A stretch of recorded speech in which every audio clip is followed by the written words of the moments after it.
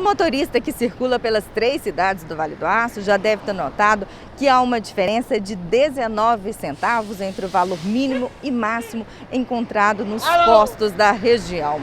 Em Coronel Fabriciano, por exemplo, a gasolina sendo vendida a R$ 6,18 o litro.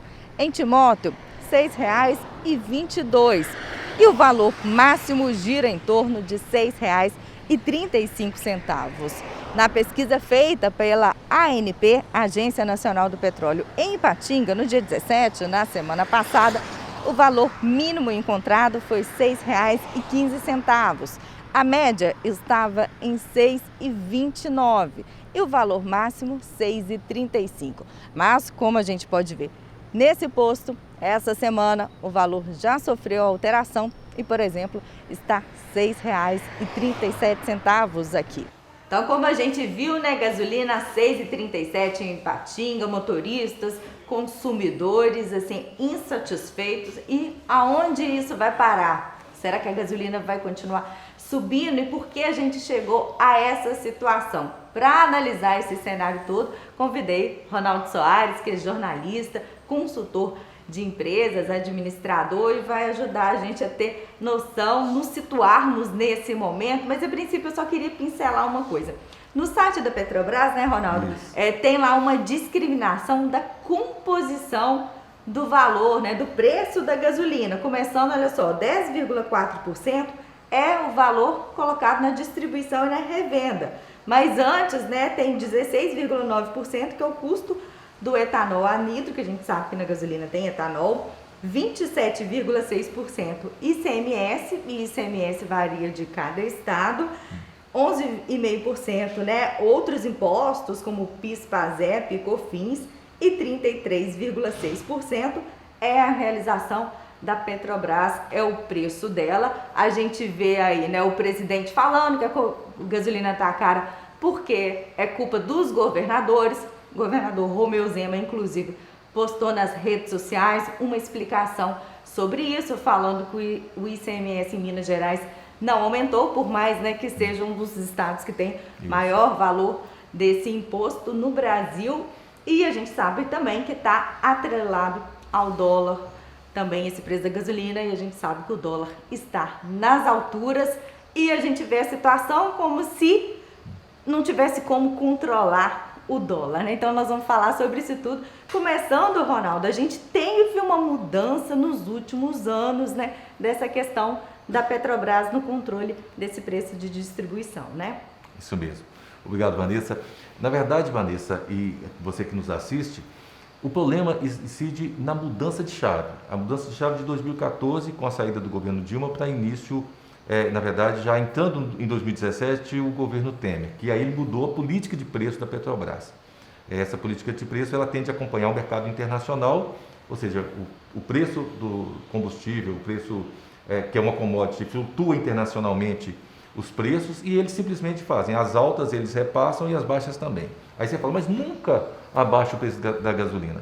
Pois é, mas aí essa aí é o que se passa da refinaria para os postos. Aí é uma política de cada posto, e aí você vai entender que, em função dessa flutuação, e como ela é quase diária, nós temos aí aumentos pelo menos semanais, isso torna difícil você fazer com que o preço fique linear para o consumidor, porque o próprio dono do posto, ele compra um dia num preço, e no caminho dessa chegada até o posto, o preço pode ter flutuado, pode ter mudado, então ele tem que ter uma linha mestra de preço. Não vamos crucificar também o dono do posto de gasolina, apesar também de ele ter uma boa responsabilidade nisso. Mas essa mudança de chave fez com que, até esse momento em que havia o governo Dilma, o governo brasileiro ele subsidiava esse preço, ou seja, o mercado internacional aumentava e caía, na verdade, sempre tendo mais altas.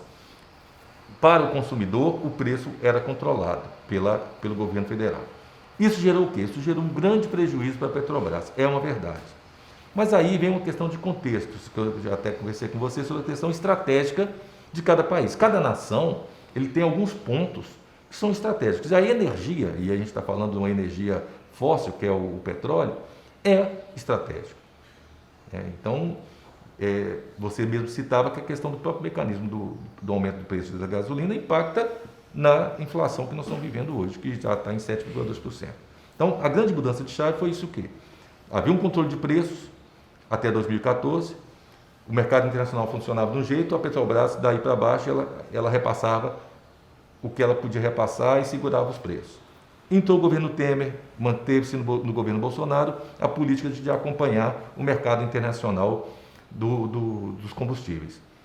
Bom, recuperamos bem a Petrobras, mas já estamos vivendo uma situação em que eu estou às custas do sacrifício da população brasileira, eu estou gerando dividendos para os acionistas da Petrobras recordes. Né? Pois é, essa que é uma questão, porque a Petrobras ela não é só estatal. Exatamente. Esse retorno não está vindo para nós, né? Tem gente que está lucrando com isso, Exatamente, né? com a alta de preços. Os acionistas da Petrobras, porque a Petrobras é uma empresa também listada em bolsa, eles estão ganhando agora, né? Saiu há cerca de um mês os resultados do primeiro semestre da Petrobras, foram da ordem de 46,7 bilhões de reais. Então isso aí, assim, ela tem que distribuir esse dinheiro, né? Que é dinheiro de acionista que comprou e agora ele viu a ação, né, sendo majorada, essa diferença, ele chama-se dividendo. Esse dividendo é pago. Ou seja, estão remunerando um grupo pequeno e deixando infeliz uma população inteira com esse preço de quase R$7. Que diga-se de passagem, eu acho que uma informação importante a gente colocar aqui, que R$7, acima dos R$7, já 13 estados brasileiros, eles já estão praticando esses preços. É o Acre, o Rio de Janeiro e o Rio Grande do Sul, nós já temos gasolina a mais de R$7. Pois é, e aqui na 381, indo para a ANAC, nosso colega aqui do ZUG falou que a gasolina estava, me parece, R$6,65, né, Rafael, que está aí atrás? R$6,65 na 381. Então, isso. Você pensa aqui dentro R$6,37. Vamos chegar aos R$7 rapidamente, né? Isso rapidamente. Você dá uma facada dessa assim para gente no fim do mês? Mas e aí eu queria também chamar a atenção que nós temos vários aspectos que são impactados nisso, né? Sobretudo a inflação, o aumento geral de preços, mas nós temos aí uma outra situação que já é precária, diga-se de passagem, que são os motoristas de aplicativos. Eu comentei isso até no meu comentário na rádio, que já está tendo 4 entre 10 motoristas de aplicativos já abandonaram a profissão por causa do preço. Não sei se você se recorda, Vanessa, mas em fevereiro nós tivemos 2 paralisações de motoristas de aplicativo no estacionamento de Patigão. Inclusive. Então, naquela época, eles já reclamavam que eles eram comprimidos por 30% de comissão, mais o custo do combustível, mais os custos do próprio veículo, mais por um preço que eles não conseguiam repassar, o preço ficava estável para o usuário. E eles estavam reclamando justamente que eles queriam que o preço ao usuário fosse elevado.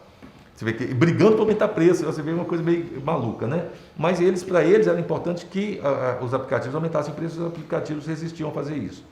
Resumo, tornou-se uma atividade que já era uma atividade precária, o trabalho é um trabalho precarizado, não me venha com argumentações de que isso é um mercado livre, não, isso é precarização. Muita gente com boa formação, que não encontra realmente ocupação no mercado formal de trabalho e foi para o aplicativo.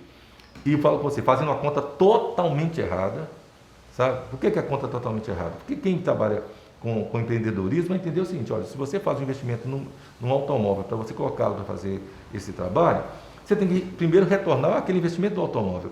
Ali parte do pressuposto que você já tem o carro e está dando uma finalidade para ele. Não, mas aí e o retorno sobre o investimento? Isso não tem. Eu falo assim, essa é uma ilusão. Mas aquela história, você vai ficar parado ou você vai fazer alguma coisa para poder, que na verdade era uma situação para caráter provisório, todo mundo que entra para poder mexer com aplicativo, né, como motorista de aplicativo, entra para ser provisório e dura muito tempo. Ô Ronaldo, mas aí como que a gente pode imaginar essa questão, assim, você falou vai aumentar, né, então o governo não ajusta mais o preço como era antigamente, deixa livre de acordo com... Porque a gasolina, o combustível quer dizer, né? Ele é uma commodity, é cotado em dólar. O dólar está lá em cima. Como que faz para equilibrar isso? Vai continuar livre dessa forma? Acho que por que está alto, né? Está alto por causa da boca. A culpa é da boca. Mas como a culpa é da boca? Porque é o seguinte, o dólar, ele é algo, né, um produto do mercado financeiro. né, como as ações, né, e os títulos e tal. O dólar, ele funciona da seguinte forma, ele é como a bolsa também, ele fica sendo, na verdade, os investidores monitoram o país que é, na verdade, a empresa que eles estão investindo, né? O país é a empresa que eles estão investindo. E nosso país, infelizmente, desde o início do governo Bolsonaro, ele tem vivido uma instabilidade institucional, uma instabilidade política, que, consequentemente, gera uma instabilidade econômica. Aí o que acontece? O investidor internacional, ele chega e olha para aquela empresa que está, né, vamos pegar, o dono está brigando com o outro dono, os sócios estão brigando entre eles, a família está brigando e tal. E aí o que acontece? Eu falei, eu vou pôr dinheiro aí? De jeito nenhum, você está doido. Vou tirar e vou levar para outro país. O que acontece? Eu tiro o dólar daqui do país e vou levar para investir em outro lugar. Ao tirar dólares de circulação, o que acontece com o dólar? Ele fica raro. Se ele fica raro, ele aumenta. Se ele aumenta, tudo que está precificado nele aumenta, porque você tem que fazer o câmbio. O dólar fica valendo hoje 5,62, 5,73, essa flutuação para cima ainda, né? Isso torna o quê? Na hora da Petrobras ir lá e comprar, porque o pessoal esquece, nós não temos autossuficiência em petróleo, não. Nós temos autossuficiência na prospecção e produção, mas no refino nós não temos. Então, ou seja, o produto final, gasolina, diesel e tal, nós temos que importar ainda para completar o nosso dia a dia aqui. E ao importar, aí vem uma outra discussão. Mas vem cá, você importa uma parte, mas e a outra? Mas não, a Petrobras cobra tudo do mesmo jeito. Essa é uma outra discussão também. Mas enfim, é a boca. Quanto menos a gente fala bobagem, e aí quando fala bobagem eu falo as pessoas formadoras de opinião, sejam ministro da economia, né, o ministro da articulação política, o ministro do governo, ministro, enfim, e o presidente sobretudo, quanto menos ele deixar tumultuado o país, mais fácil fica para quem quer investir. O investidor, ele quer estabilidade, ele quer olhar para aquela empresa e ver que daqui a 2, 3, 4 anos, 5 anos ele vai poder recuperar o dinheiro que ele está colocando ali. É isso que ele quer olhar. Né? E, gente, quando eu estou falando do governo atual, é para qualquer governo, tá? Não estou falando porque é Bolsonaro, não, estou falando para qualquer governo. Ou seja, as declarações que um presidente do país fala influencia no mercado financeiro. Isso eu falo presidente e, sobretudo, o ministro da Economia também. Os governadores falam também. Então, assim, nós estamos às voltas com a perspectiva, né, de um protesto no dia 7 de setembro, que até lá é uma incógnita para todo mundo. Né? Nós não sabemos o que vai acontecer, se há o risco realmente de uma ruptura institucional. Aí eu te pergunto, eu estou lá fora com dinheiro para colocar nesse país, um país que está prometendo um protesto para o dia 7 de setembro. Eu vou colocar dinheiro nesse país? Não, eu vou colocar o meu dólar aqui, não, vou colocar em lugares onde, mesmo que ele me dê uma renda, né, um retorno menor, mas ele é garantido. Aí o que acontece? Normalmente acaba indo para países que já têm uma estabilidade, como os Estados Unidos, a Inglaterra, a Alemanha, esses países já desenvolvidos. E os Estados Unidos, sobretudo, fica atento, que os Estados Unidos é o grande puxador de dinheiro daqui. Porque quando ele chega e eleva, por exemplo, o Fed, né, o Banco Central de lá, eleva um pouquinho a taxa de juros lá, o que eles fazem? Opa, eu vou para lá e deixo aqui. Mesmo que a taxa de juros aqui é muito alta, mas quando lá aumenta mais, porque lá eles têm certeza que vão receber. Não há incerteza, e a palavra chama-se incerteza. O Brasil, nesse momento, é um país de muitas incertezas. Ô Ronaldo, e com base nas declarações que Paulo Guedes deu essa semana, pelo visto, assim, a gente não vai ter uma mudança, né, nessa precificação da gasolina, nessa prática de combustíveis para nós consumidores. O que nos resta? Ô Vanessa, tem uma situação que eu lembro, eu trabalhei na Vanguarda antes, e falando especificamente de economia, minha mulher me chamava muito minha atenção, assim, Ronaldo, para de falar desse jeito que você desanima as pessoas de cara. Mas eu falava uma frase muito fácil, muito engraçada, que era assim, nada que não esteja tão ruim que não possa ser piorado. A gente tem percebido isso. Pois é, e o pessoal consegue fazer isso, piorar o que já está ruim. Primeiro porque não bastasse essa questão institucional, não bastasse a questão do preço do combustível, nós temos agora à voltas com a crise hídrica, né? Nós estamos aí com o risco de racionamento de energia. E a gente não vê movimentação para prevenir e muito menos para remediar, né? Primeiro que a questão, eu tenho que negar isso o tempo todo para a população. Mas vai chegar um momento que não vai ter jeito. Nós vamos cair para o racionamento, infelizmente. E vamos remeter, em 2001, 20 anos atrás, nós tivemos o primeiro racionamento. 2001 foi um ano pré-eleitoral, como agora é um ano pré-eleitoral. Um dos fatores, na época, que determinaram a eleição do presidente Lula, que concorria, né, na época com José Serra, que era herança né, era o sucessor de FHC. Na época era governo Fernando Henrique, né? A gente viveu o apagão. O apagão. Isso foi muito determinante para a eleição do Lula. O que o governo atual, que está querendo estar às voltas com a eleição, pensa também? Se ele assumir esse racionamento e ele vier realmente acontecer, é mais um item negativo que vai compor toda essa turbulência eleitoral de 2022, seja qual concorrente for na oposição. Mas isso, o presidente já colocou na live dele ontem, né, de quinta-feira, pedindo para as pessoas pelo menos um ponto de energia economizar dentro da sua casa e tal. Ô, gente, eu quero remeter, nós estamos falando de uma população de 230 milhões de habitantes, extremamente heterogênea, num país continental cujas culturas são extremamente múltiplas, diversas, e a forma de pensar, enfim. O que funcionou bem em 2001, que é uma coisa que a gente tem que lembrar, foram os mecanismos de recompensas que o governo federal fez para metas que as famílias tinham de economia, de energia. Foi fundamental essa estratégia, que pode ser repetida. Você tem que gerar recompensa para quem economizar. E isso que aconteceu. E com isso, aquele momento, né, foi difícil, mas ele passou. Que a população brasileira se engajou nisso. Mas é um mecanismo de recompensa. Por quê?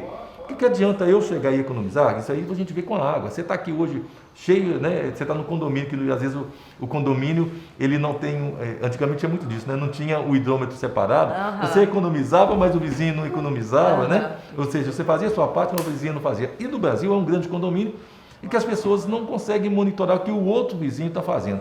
Então, se você chegar a pensar só na conscientização, isso não vai funcionar. Não temos educação, não temos cultura para isso ainda. Mas os mecanismos de recompensas, em 20 anos atrás, funcionou. Então, eu acho que tem que partir por aí. Primeira coisa é não negar. Vai acontecer, então já começa a tomar providência. Porque realmente não é... Aí eu falo assim, eu tive em 2011, 2009, 2010, em Rondônia, na construção de Jirau, Santo Antônio e Belo Monte. Eu tive Belo Monte no Pará, eu fui em Jirau e Santo Antônio. As 3 megas usinas hidrelétricas na época já era uma consequência de antecipar uma questão que aconteceu em 2001, no governo anterior, e, ao mesmo tempo, antecipando já, porque você precisa, o desenvolvimento econômico, ele impõe o quê? Demandas novas de energia. Então é uma corrida meio que ingrata, né? O país precisa crescer, precisa de energia, então você tem que estar investindo em novas fontes de energia. E o governo fez, claro, não vamos entrar aqui no mérito da corrupção que houve, né, do desvio de dinheiro, mas aquilo eram obras necessárias. Hoje você não pode culpar que já teve investimento, mas é uma questão climática. E também, diga-se de passagem, o clima não é algo bem tratado, infelizmente, no momento. O governo não dá a devida atenção. E eu falo com você, a natureza responde de forma silenciosa e vamos pagar porque a gente é imediatista. Isso é triste, mas nós no Brasil somos muito imediatistas. Estamos querendo resolver um problema de um país novo, de 500 anos, na velocidade que nem a Europa resolveu os delas. A Europa teve, né, milênios, né, para chegar à evolução que eles chegaram. E nós estamos querendo achar que as coisas são assim, né, num toque de mágica. Não. Mudança de cultura, mudança de mentalidade, urbanização, elevação do nível de civilidade da sociedade é uma coisa que leva tempo. Só que nós estamos retrocedendo. Essa é uma grande verdade. Infelizmente, nós estamos retrocedendo dos avanços que nós tivemos. Nessas agendas, né? Nessas agendas. Ô, Ronaldo, a gente, como duas pessoas que gostam de conversa sobre política e economia, vamos voltar para a questão do combustível. Okay. Então, o que você iria falar, né? Que eu te perguntei, o que resta para nós consumidores? Você vê Paulo Guedes, né, o governo intervindo de alguma forma nessa questão, ou nós vamos continuar aí subindo? O governo vive, né, num dilema. Primeiro porque ele vem com uma pauta liberal, né, uma pauta neoliberal e tal. Se ele mandar um recado que ele vai intervir nos preços dos combustíveis, ele tem um efeito colateral no mercado financeiro também. Porque aí você começa a ver com desconfiança que o Estado é intervencionista e você passa a correr risco, até os riscos que eles pensam em fazer a estatização mesmo da Petrobras. Então, eu falo assim, isso já aconteceu em outros países. A Bolívia, não sei se você lembra, isso aconteceu com o governo Lula, numa época em que a Bolívia pegou uma refinaria da Petrobras, que era para gás na época, né? E ela incorporou ao patrimônio do Estado. Então, isso são recados ruins. Mas o que eu posso te dizer, assim, não temos, nesse momento, uma comoção nacional, uma união nacional para esse fim. Nós precisamos disso aí. Porque aí até o mercado financeiro ele vai entender que é uma situação momentânea, né, e depois ela vai voltar. Ele teria confiança nisso, mas nós não temos uma união nacional. Eu tenho 53 anos, eu falo para você, sou bem participativo da vida do meu país, e eu nunca vi um momento tão ímpar em que nós tivéssemos uma polarização, sabe, uma desunião tão grande. E isso é fundamental para a economia, fundamental para o preço do combustível também. A culpa é de todo mundo. Em maior ou menor grau, a gente tem alguma... A gente acha que o debate é só uma questão de ideologia política, não, mas isso interfere na nossa vida. E não entender, ser ignorante também interfere na nossa vida. E me preocupa muito, sabe, Vanessa, a questão dos combustíveis, porque é a âncora da inflação. Isso, quem viveu a hiperinflação, como eu comentei com você nos bastidores, a hiperinflação... Fim da década de 80? Fim da década de 80, né? E nós tivemos ainda o plano cruzado depois e tal. A remarcação de preços é toda ancorada no preço dos combustíveis. Ou seja, o preço do combustível ele aumenta tudo se aumenta. E aí vai se gatilhando. Daqui a pouco aí você vai ter que começar a fazer o gatilho também do salário. Aí isso coloca mais combustível, entre aspas, no mecanismo inflacionário. Aí você vai ter que começar a fazer gatilho dos salários. Acredite, mas nós já vivemos um país em que os preços, eles eram assim. De manhã, você ia para o supermercado, comprava algo, né, e estocava. Porque você já chegaria à noite ou no outro dia não tinha. E você tinha aumento de salário todo mês. Aumento não real, simplesmente recomposição de inflação. Vivemos isso, não queremos isso mais, né? Mas isso depende muito de nós. De nós colocarmos as nossas diferenças de lado, darmos as mãos e trabalhar pelo país. E não trabalhar por ideologias. Muito obrigada pela sua análise, que seria, né, a respeito do preço da gasolina, dos combustíveis, mas foi além, né, serve para a gente refletir, né, sobre a situação que a gente tem, e conhecimento é poder, né, Ronaldo? Isso é verdade. Muito obrigada, então, pela participação aqui com a gente. Ô, Vanessa, agradeço. Eu falo assim, a gente sempre tem parceiros, queria agradecer o Geber também para a gente estar aqui e fazer o mesmo convite. Uma hora também a gente faz uma troca de figurinha, eu inverto o papel, eu bato um papo com você também. Porque eu falo assim, eu acho que o exemplo do mercado jornalístico, da imprensa, a gente pode dar o exemplo para os outros. Dificilmente nós nos vemos como concorrentes, sempre vemos como sofredores, como parceiros dessa luta e de levar a comunicação e ajudar o país a ser o que ele é, aliás, ser mais do que ele pode ser. Pois é. Siga o Zug nas redes sociais, se inscreva no nosso canal no YouTube. Zug, conteúdo o tempo todo.